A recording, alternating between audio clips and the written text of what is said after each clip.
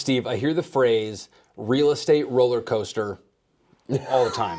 But really unpack it for me. What does the real estate roller coaster mean? The real estate roller coaster is something I've lived and experienced my whole life. My parents were real estate agents. So the real estate roller coaster is you do the work and you think about the ride, right? The excitement, thinking about getting to the top, and then the fall and the going in and out of the loops. Well, it's the same thing in real estate. It's a constant roller coaster ride. You get on, you're excited. Everybody gets their license, they're excited. I'm gonna go show houses, I wanna make 6 figures. And they click up, they're excited, right? And they get some deals under their belt and they're under contract and they get to the top. And they've made all the money, but they forgot to do all the things that got them to the top, right? So then the drop comes. What happens with the drop? The pit of your stomach is, I don't have any money, I don't have any deals, and I have to get back on this damn ride again and go through the same pain. Yeah. Right? So the real estate roller coaster is the real estate version of living check to check. Correct. But it's really living deal to deal. It's deal to deal, and the difference in real estate is not living paycheck to paycheck. You might live 90 days to 90 days, and like you get that one big check. You sell your first $1 million house and you get a $30,000 commission check. You're like, I'm going on vacation for 90 days. And you're a baller, right? Yeah. You're a 30K millionaire all of a sudden. And then you realize, oh, it took me 6 months to get to that 30K. So that 30K is really 6 months of work that's now being paid to do, not 6 months of freedom. Yeah. So you had mentioned that you've experienced this even growing up. Mm-hmm. Tell me a story. Like, what do you mean? Like, how did it impact you, even just as a kid? Well, as a kid, you never knew. Well, I'll give you the greatest example. At Christmas, here's the story, right? At Christmas time, you always knew how we were doing, right? And that was the 1 month you really knew because you could see it. Sure. Right? You could see it in the presents. You could see it was being spent on decorations. You could see it what's spent on parties. And so I remember the year before Wendy and I got married, it was a really good year. So it was 1999. And we got married in 2000. So in 99, that Christmas, dude, the biggest tree I'd ever seen, the most presents I had ever seen under the tree. My mom just went ape shit, right? And you realize like, oh, we must have had a really good month. And I think that time, as I was just getting into real estate, I think that was like the first month they'd had like, I don't know, $100,000 or $200,000 of income that came in that month. And so when that happens, it's like, look at all the freedom we have. And then you go back to a month later or, next month and you're like, we're broke. Rather than, okay, we've survived on 10 grand a month for 6 months. We have $190,000 in excess. How do we budget so that we never have to experience this roller coaster again? And this is where real estate agents, it's feast or famine. They spend everything because they're making up for lost time, but they're not preparing for future either. All right, so then let's talk about what are some of let's just start with that. What are some core lessons that you have learned that help you get off of the roller coaster ride and more onto kind of a trajectory you want to be on? The first lesson is understanding, which I didn't know until later on, actually the first year was, okay, I made $100,000, but nobody told me to save for taxes. Oh. Okay? Yes. Yep. And you're a 1099 and all of a sudden you have $30,000 in taxes and you're like, oh shit, right? You also don't realize the impact that has on your purchase power as a human being. You don't have W-2 income, you have 1099 income, which you have to have 2 years of self-employed. And what do most real estate agents do? They write everything off so you don't have to pay any taxes. They're not bankable. They're broke all the time, right? And it's always this, I don't want to pay taxes. Well, getting off the roller coaster also requires financial wisdom from people around you. Well, the way I was taught to do it was the wrong way to do it. My dad paid hundreds of thousands of dollars in taxes that he never should have had to. If he had sought the financial wisdom of, hey, once you get to making a certain amount of money, you want to change your tax structure from an independent contractor to a PLLC in real estate where your license is attached to a business account, and now your commissions can be paid to the business rather than you individually, then your business pays you a paycheck.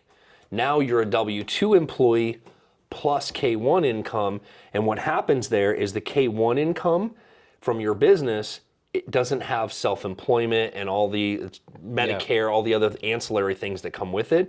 you're actually paying it by paying yourself a salary, which offsets some of your taxable liability. Yeah.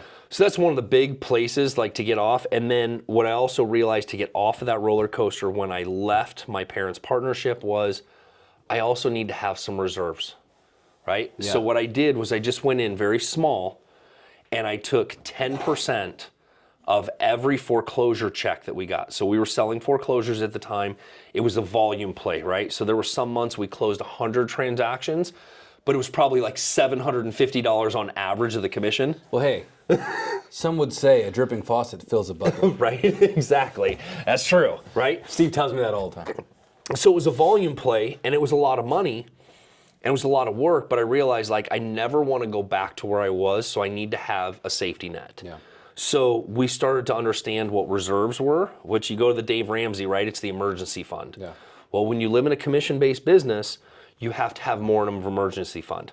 So we just simply took, I remember it so like yesterday when we did it, is I opened up a checking account at MidFirst Bank. I didn't get the online access and I didn't get a debit card intentionally. Yeah. I wanted it to be a vault. And they were a-holes too. Like if you wanted to pull 10 grand out, you had to have 3 signatures and the bank manager to get your cash out, which was good, but still annoying. So we took our direct deposit from Realty Executives and I instantly set up, and I didn't even tell my wife, 90% we have to live on, 10% has to go into reserves. And I never looked at it again. Until a year later when I realized the dripping faucet filled the bucket and all of a sudden I had $27,000 in reserves. Yeah. Now I was like, okay, I'm good. How do we keep that going? And even today, there's still a percentage that's put away, or we have reserves in different buckets. Now, it's different because they're not necessarily in savings. It's not liquid. We have it in different places, in insurance policies, in stock, in houses. So there's different reserve buckets we have now. Yeah. Nice. All right. Well, then what would you say to maybe someone who's either been in the industry for a while, but they are still on that ride, or maybe someone who's younger in the industry and they're just strapping up and they're like, this comes down like here, I just pull this bar down, right? Because they're getting ready to get on the ride. So how would you encourage them to put that in place in the real estate business now, even though they might not have any deals in the pipeline, and they might also be doing real estate part-time to try to get started and convert over full-time?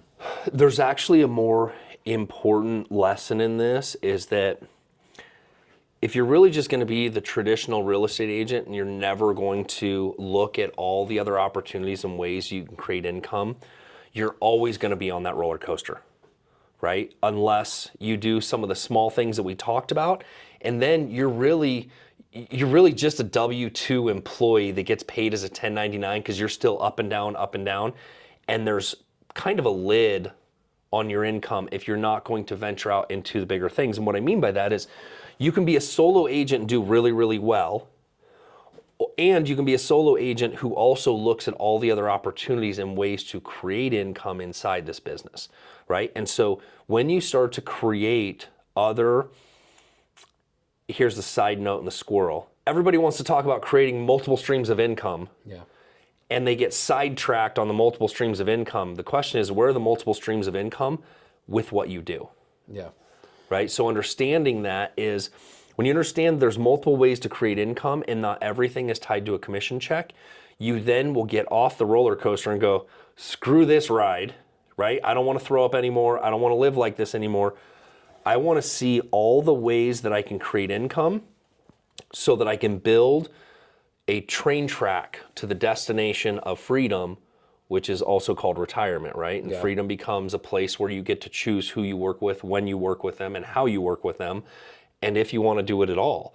So building that track is understanding that every time you start by learning the traditional side of buying and selling and learning it, and then you start to see where the opportunities lie. Where can I invest in real estate? So the first place would be, where do you buy a home that you're going to live in and convert into a rental property? And then where does the off-market fit into this business? Yeah. Where do I refer more people, or people refer me to drive more income? So now, as you're laying those types of tracks, you see all the different pieces of income where it doesn't rely on selling yourself again. Yes. Okay. So, well, I'll ask you this question, then I have a statement. Out of, let's say, 60,000 active real estate agents in Arizona, Okay. what would be your guesstimate of how many of those agents are on the roller coaster? 59,920 of them. All right, the reason I wanted to ask that is because this video we're actually also sending out to consumers. And Yeah. so I'm not an agent, I'm just a real estate consumer myself. I just live in a house, right? And, Sure. But it's that thought process of, in the mindset of working with a real estate agent, or the next time I go to hire a real estate agent, and I know you're big on interviewing an agent, right, and knowing what's Right. best for the client. Do you ask enough questions about finding the right real estate agent? It's a really interesting concept to me to consider hiring somebody for the largest transaction of my life It's broke? that is broke and that doesn't have their real estate future in line. That doesn't have, like, I forget like the It happens every day. I The know. guy that sells you the Lamborghini doesn't own a freaking Lamborghini, yeah. right? The guy that's selling you coaching on the other end has been through it, but he's never had any success at it, or else he wouldn't be selling you the coaching. I guess you take Lambo drivers. It would be different if there was a place that I could go to. With real estate agents, I can find the right person. With a Lambo dealer, I just have to go talk to a car salesman Sure, and it's who's been properly trained by a bald guy. here's the difference, and this is what I've learned in this capacity of the difference between somebody that gets into real estate as sales and somebody that's operating a business and providing consulting, guidance, and wisdom. Okay, I can't sell anybody a house. I can talk somebody into doing something they shouldn't because I know. Yeah. Right? That's really like when I think about salespeople, everybody's like real estate agents are either one step below or one step above used car salesmen. Well, right? that's the slimy fear, right? That a Right. consumer has Right. is the snake oil thing. So the questions from the consumer is really, where it comes down is like, and you'll know the difference based on the conversation you have. You see, what I tell people is that they're not paying me a commission. They're agreeing to invest a portion of their equity or their earned income for the guidance and wisdom that I provide through the experiences I've had. Which is important because you've had them. But I think as a consumer, I never would have realized like, oh, I should be looking for someone who's had the experiences I'm looking to guide me through. Here's one question nobody asks. They're a real estate agent. Do you own a home? Do you know how many real estate agents will sell you a home, but they don't own a home? Which means they've never emotionally been through the process of buying a home and the scarier parts of it, right? Now, my experience is we've owned thousands of homes.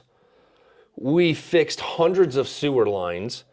We've experienced hundreds of losses. All the pieces that lead back to all my life experiences will equate to getting you where you want to go if you don't want to fight me on it. Yeah. But if you think you know better than I do, we're not a good fit. Yeah. But if you can trust that my experiences, and by the way, here is the real estate roller coaster piece, is that if you can trust my experiences over the person that does really pretty pictures and marketing, and understanding that the portion of marketing the property is about 5% of it, the 95% comes when a contract comes. Because everything that makes a difference happens from a contract to closing, not from marketing to a contract. Yeah. A monkey effing a football can do that part. And by the way, everything has to do with price based on condition in the current market that we're in, educationally in that aspect. Everything else comes into, and I'll share a story with you, right? I had a client where, again, experience where I paid myself, right? We had their house on the market, second home market, it was getting close to the end of the summer. We got the house under contract, okay? At the same time it's under contract, I get a call from another agent who I know very well, says, hey, is there any chance this thing's gonna fall apart because my client sold their home and they really want this house? And I said, hey, it's currently in inspection period, but we just got the inspection request for the repairs. Let me talk with my client real quick. So I called my client and I said, hey, here's where we're at. We sold the house at 805. We have this list of unreasonable repairs because the agent the buyer hired wasn't familiar with the second home market, so the repairs they were requesting were not legitimate. So again, the person they hired screwed this up for them. So I called the client and said, hey, I've got a gamble. Do you want to take it? And he's like, tell me what it is. I said, I need to psychologically play both sides of the fence. We could end up with nothing. We could end up with an extra 20 grand in the sales price. He's like, I trust you. I trust your experience. However you want to play it. I understand we could end up with nothing, but we could end up with this. Go ahead. So I went back to the agent and I gave him all the inspections and the repair requests. And I said, hey, you guys offered $825. If you can do the $825 and you can accept it as is with these things, we're good. I don't want to cancel this one and give you the opportunity if you guys are going to come back on the inspection. So we cleared everything up front. I still had time to respond to this. And so they agreed to everything. They wrote a backup offer. It was signed, sealed, delivered before I responded to this. So we were 100% agreed to in 5 days during the inspection period. I went back to this buyer and told them we're not doing any repairs. You guys should go find another house, your choice. Now, the thing is they could have accepted that with the repairs that weren't that big of a deal. They were probably like $5 grand worth of repairs. Got a good deal on the house, closed on it. Yeah. They said no. The reason being, their agent wasn't competent enough to walk them through the pieces. So they lost that house, over $5,000 worth of repairs, and they had the better deal. This client, I ended up getting $20,000 more for my client and no repairs, and it was cash and it closed before this one would have. Yeah. That was where I earned my money. How do you sell that to somebody? I can tell you the stories all day long, but until you get into it, you don't know what problems are going to arise because there's too many variables. And I'll be damned if I want somebody that's got 90 hours worth of real estate school that has to fight through as an attorney when it comes down to these things. And when you know the contract as well as I do, by the way, we've executed, 10,000 contracts in my career. There's a lot of loopholes you know how to work around, and you know how to navigate the conversation with the agent, with the seller, with the buyer to get everybody where you want them. Yeah. And that comes with experience. It doesn't come with sales training. It comes through obstacles, right? It's like, oh crap, right? I've learned so much more through things failing than I have from them succeeding. Yeah. Well, it's awesome because I know we actually are sending this video out also to just like your database of people that have done business with you and alongside you. And I think it's a great reminder because I don't know any other agents that have so many that were clients that become investors into you. And I think that's because people discover the competency that you have in this industry, that going, oh, man, yeah, you helped me get a house, but I hadn't thought about what I was doing with the money. You can take that too? Right. Oh, you acquired more house. Oh, like it's they get to journey with you and you guide them through this whole journey versus a transactional house deal and you just move on to the next house deal. You couldn't have transitioned that, roller coaster to train any better. And it depends on what you want your career to look like. And the difference between sales, or the roller coaster and the train is that I don't get up every morning and have to resell myself to somebody. I don't have to make 100 calls to new people that don't know me to try to convince them to do something with me, right? I don't have to do that. Yeah. The average person has to get up and look for the next thing. What we've created is an ecosystem, right? And the ecosystem is, hey, if it's your first time purchase, you're an investor and I'm going to show you what comes with this and where we go and how to solve it, maybe creatively get around it, whatever. It's great when somebody comes in, they're qualified, they know what house they want to buy and we can just get through it. It's easy, right? No big deal. The other ones that are complicated are a lot of fun showing people how to do it. And this is how we've transitioned from roller coaster to here is we understand all the opportunities. And when I sit with a client, I can give them 5 to 7 options as to what to do with their house, depending on where they want to go. This person only has one path. It doesn't seem to be a path. That's like I have met already in the last couple of years too many real estate agents that have been in the business as long as you, some of them even longer than you, but they live in the loop still. Mm-hmm. Because the roller coaster is a loop. It goes round and round and round. Yeah. Where I'm trying to go in my life is not a loop. Right. I'm not trying to stay here. don't I'm wanna not trying to repeat end this. up here. Yeah. Right. And so that to me is like where the disconnect is for a lot of agents that are on the ride, because people don't want to get on the ride with you. We're trying to get to our own retirement destination. Right. And so it's helping someone that really understands how they've done that for themselves, I think, is a big picture. It's becoming, and it's the same reason that we're doing this video series, is that I've realized in life is that I have so many experiences in life and in business that I need to share more with you guys so that you understand what's actually possible and what we actually do in the business.